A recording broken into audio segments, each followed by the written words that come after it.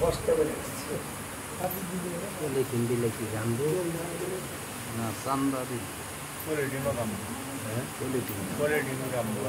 অধ্যায় 36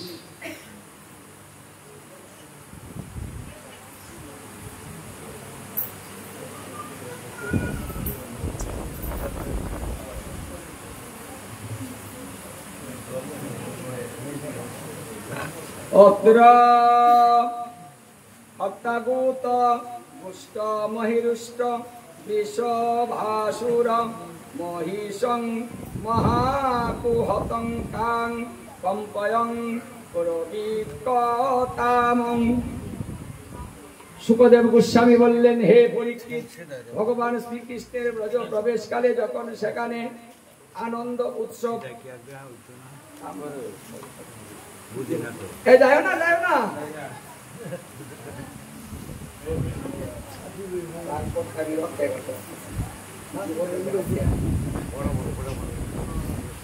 অরিষ্টাসুর নামে এক বৃষ রূপ ধারণ করে সেখানে এসে উপস্থিত হলো। তার শরীর ছিল অতি বিশাল এবং সেই অনুপাতে অরিষ্টাসুর বৃন্দাবনে বলরাম এবং কৃষ্ণ এমন সময় কংস প্রেরিত অরিষ্টাসুর, এই অরিষ্টাসুর এক বৃষরূপ ধারণ করেছে।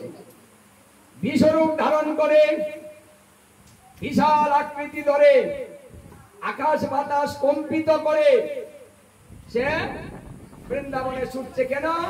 কৃষ্ণকে মেরে ফেলবে। তখন রাখালগণ খেলাধুলা করতেছিল। এমন সময় সেই অরিষ্টাসুর বিশ্বরূপ ধারী এসে সিংহের দ্বারাতে বৃন্দাবন খুঁড়ে খর্ত করে ফেলছে। মানে এর হুঙ্কারে মনে হয় যে বৃন্দাবন কাঁপছে। চতুর্দিকে হাহাকার, সবাই দৌড়ে পলায়ন করছে। হে কৃষ্ণ রক্ষা করো, কৃষ্ণ রক্ষা করো, কৃষ্ণ রক্ষা করো। বিপদে পড়লেই কৃষ্ণ রক্ষা করো। ওটা কিন্তু আমরাও কম করি না, আমরা করি না। বিপদে পড়লে কারো ডাকি। হ্যাঁ, এখনই যদি ভূমিকম্প শুরু হয়ে যায় তাহলে মুখ দিয়ে কি বেরোবে? রঙের আলোচনা বেরোবে না। কি বেরোবে? হে কৃষ্ণ, হে গোবিন্দ, রক্ষা করো, হরি বল। মানে বিপদে পড়লে তো ভগবানের কথা মনে পড়ে যায়। বিপদে না পড়লে আবার ভগবান কিসের? আমি তো একা 100। বৃন্দাবনে যত বিপদ এসেছে কৃষ্ণের কাছে আত্মসমর্পণ করে সবাই চিৎকার করেছে। কৃষ্ণ দৌড়ে এসেছে। কি হয়েছে দেখি গিয়ে দেখে বিশাল মূর্তি ধারণ করে সেই অরিষ্টাসুর। এই অরিষ্টাসুরকে বধ করেছেন কৃষ্ণ।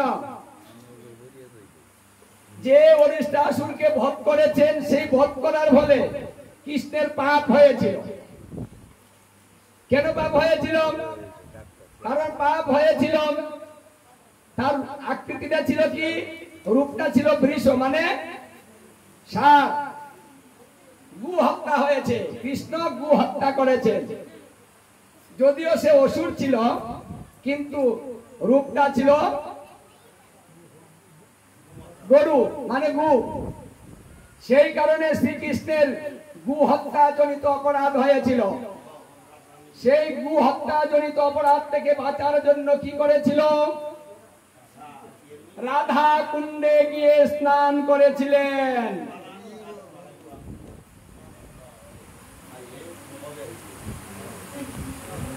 হরে কৃষ্ণ। গতকালকে যে স্নানটা গেছে, এই স্নানটা কিন্তু এই উদ্দেশ্য ছিল সমস্ত পাপ থেকে মুক্তি লাভের জন্য। রাধা কুণ্ডের সমস্ত গঙ্গা আছে, তাই রাধা কুণ্ড তীরে যদি স্নান করা হয় তাহলে সমস্ত পাপ দূরীভূত হয়ে যাবে। মানে ভগবান স্বয়ং সেই রাধারানীর মহিমা উন্নত করার জন্য, জগৎবাসীকে শেখানোর জন্য, যে কোনো পাপ থেকে মুক্তি লাভের জন্য রাধা কুণ্ডে সে যদি কেউ স্নান করে তাহলে সে সমস্ত পাপ থেকে মুক্তি লাভ করবে। দেখুন, জগৎকে এই তত্ত্বটা শেখানোর জন্য, নিজে পাপ থেকে মুক্ত হবার জন্য সে রাধা কুণ্ডে গিয়ে স্নান করেছিলেন। যে স্নানটা গতকালকে গিয়েছে বহুলা অষ্টমী, সেই বহুলা অষ্টমী উপলক্ষে প্রতি বছর রাধা কুণ্ডের উৎপত্তি উপলক্ষে এই দিনে রাধা কুণ্ড সৃষ্টি হয়েছিল, সেই উপলক্ষেই কিন্তু গতকালকে স্নান হয়েছে। তো অনেকেই হয়তো করেছেন, রাধা কুণ্ডে গিয়ে স্নানটা করা সম্ভব নয়, তাই তো আমরা কি করেছি, এখানেই আহ্বান করে রাধা কুণ্ড বানিয়ে আমরা সবাই স্নান করেছি। অথবা যারা স্নান করতে পারেননি তারা গঙ্গা ছিটা দিয়েছেন, গঙ্গা স্পর্শ করেছেন, তারপরেও রাধা কুণ্ডের স্নান হবে। এটা কলিকাল। উদ্দেশ্য যদি ভালো থাকে, বাড়ি থেকে বৃন্দাবন দর্শন করা যায়, তাহলে রাধা কুণ্ডের স্নান বাড়ি থেকে করা যাবে না কেন? এই তত্ত্ব তো মহাপ্রভু শিখিয়ে গেলেন যে হে জীব, সদা সর্বদা তুমি বৃন্দাবনে বাস করো, বৃন্দাবনের বাহিরে তুমি যাও না। মানে আমাদের বৃন্দাবনের বাইরে যেতে নিষেধ করা হয়েছে, প্রতিদিন বৃন্দাবনে থাকতে বলেছে। তাহলে প্রতিদিন গিয়ে বৃন্দাবনে বাড়িঘর করে থাকবো? থাকবো না। বলছে কি করতে হবে, যে তোমার মনটা তুমি সর্বক্ষণ বৃন্দাবনে রাখো, তাহলে তোমার বৃন্দাবনে বাস হয়ে যাবে। বৃন্দাবনে গেলে বৃন্দাবন দর্শন হয় না যদি তার মনটা বৃন্দাবনে না যায়। টাকা আছে, বৃন্দাবনে যাবেন, গাড়ি দৌড়াতে পারবেন, বৃন্দাবনের চেহারা দেখতে পারবেন, কি সুন্দর বৃন্দাবন গো, কত কিছু দেখতে আইলাম, এইটা পারবেন, কিন্তু বৃন্দাবনের ভজনটা পারবেন না। ভাগবতের দশম স্কন্ধে এই কথাটাও বলছে যে বৃন্দাবনে অনেকেই যায় কিন্তু বৃন্দাবন দর্শন করে কয় যায়। তাহলে বৃন্দাবনের দর্শনটা কিন্তু সকলেই হয় না। তাই যারা ভাবের গড়ে ভজন করেন, এখান থেকে প্রতিদিন বৃন্দাবনে যেতে পারেন। এমন একটা সুন্দর সহজ তত্ত্ব। তাহলে আমরা প্রতিদিন বৃন্দাবনে যেতে সমস্যাটা কি? কি বলেন, যাবেন না প্রতিদিন বৃন্দাবনে? প্রতিদিন ঘুমতে উঠে বৃন্দাবনে যাবেন না, বৃন্দাবনে থাকবেন, সারাক্ষণ থাকবেন, বাস করবেন। এই ব্যক্তি যিনি সারাক্ষণ বৃন্দাবনে মন দিয়ে রাখে, বৃন্দাবনে চিন্তা করিতে করিতে সেই ব্যক্তি যদি মৃত্যুবরণ করে, তাহলে সেই ব্যক্তি বৃন্দাবনবাসী হয়, তার কোনো বিচার হয় না।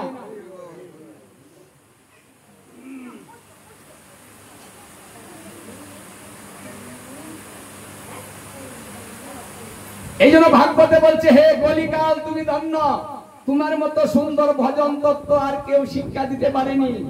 তুমি কলি এসেছো বিদায়, আজ ভজন তত্ত্বটা সহজ হয়ে গিয়েছে। মানে ভগবানকে ধরা কলিকালে সব চাইতে সহজ, অন্য কোনো ভাবে নয়।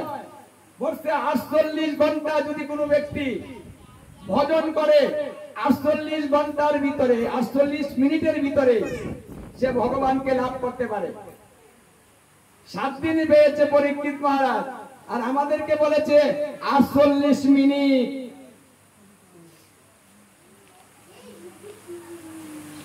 দেখুন, গোবিন্দ লাভ করতে বেশি দিন লাগে না, কষ্টও নাই, 1 মুহূর্ত কাল 48 মিনিটের ভিতরে কৃষ্ণ দর্শন হবে।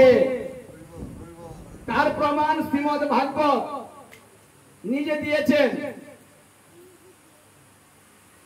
তাই এমন সুন্দর একটা সুদুর্লভ জন্ম পেয়েছি, আবার এমন সুন্দর একটা যুগ পেয়েছি, আবার এমন সুন্দর একটা ভজন তত্ত্ব পেয়েছি, যে ভজনের দ্বারাতে আমরা অনায়াসে এই মনুষ্য জন্ম সার্থক করে তুলতে পারি। কারণ জন্ম যতবার হবে, দুঃখ ততবার হবে। জন্ম মৃত্যু যে পর্যন্ত নিবারণ না হবে, সেই পর্যন্ত আমাদের দুঃখটাও নিবারণ হবে না। ববে আইসা যাওয়া যে যন্ত্রণা জানলে ববে আর আইতাম না। কি গো যাও কেন?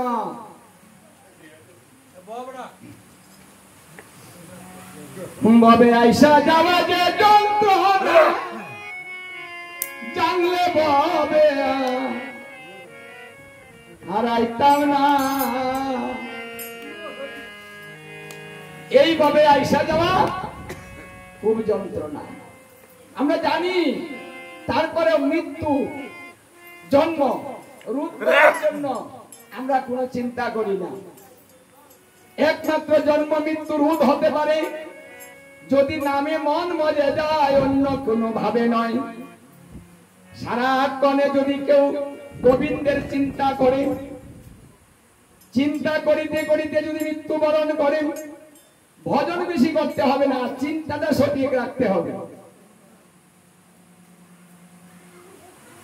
নামে মজিলে মন কৃষ্ণ দিবে দর্শন, হয়ে বন মধু মাকা। হরি নামে আমার মন তো মজে না, হয়ে মন মধু মাকা। হরি নামে আমার মন তো মজে না, এমন মধু ও মাকা। হরি নামে আমার মন তো মজে না।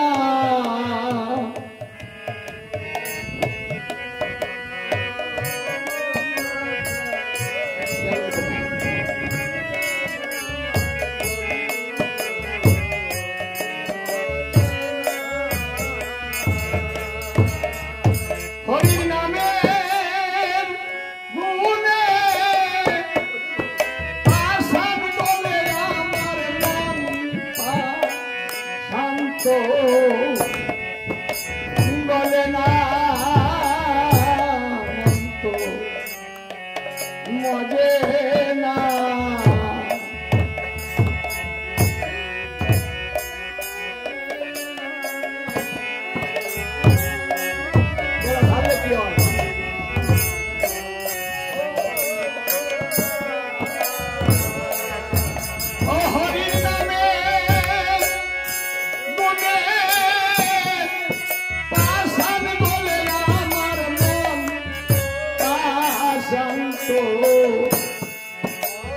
বলে না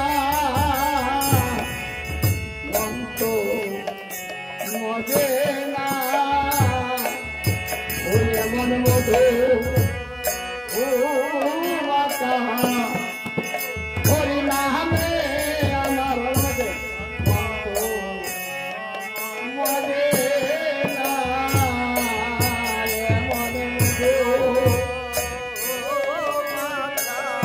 সবাই তো গাও না।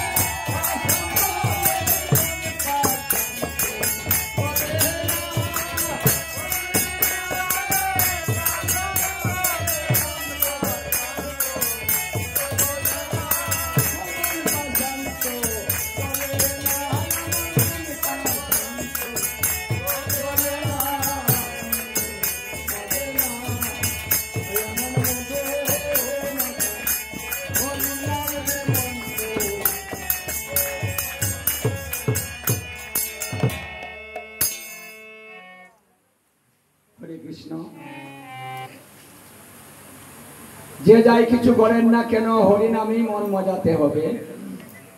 কথাতে মজিলে মন জম দেন দর্শন। কথার মধ্যে যদি কারো মন মজে তাহলে সেই ব্যক্তি জমাল হয়ে যাবে, যমরাজ দর্শন দেন। আর নামে মজিলে মন কৃষ্ণ দেয় দর্শন। এখন আপনি সিদ্ধান্ত নেবেন আপনি মনটা কোথায় মজাবেন। আমাদের কিন্তু এটা শিখতে হবে। সকালবেলায় উঠে মহাপ্রভু শিক্ষা দিলেন তুমি হরি নাম করো, আর আমরা সকালবেলা উঠে কার কি হয়েছে সেই কথার মজাটা আগে বেড়ে নিচ্ছি। এই যে ভগবান বলেছে একটা, আমরা করছি আর একটা কথা মানছি না, তার জন্য আমাদের জ্বালা ভোগ করতে হবে। মহাপ্রভু বললেন দুরাচারী, মাছ মাংস ভোজী, কুচরিত্রা সকলেই একদিন মুক্তি লাভ করবে। যদি কেউ আশ্রয় গ্রহণ করে বলে আমি ভুল করেছিলাম আমাকে ক্ষমা করে দাও, তাকে ক্ষমা করে দেওয়া হবে। কিন্তু ক্ষমা করা হবে না সেই ব্যক্তির যে ব্যক্তি পরনিন্দা এবং পর চর্চা নিয়ে ঘুরে, তার মুক্তি কোনদিন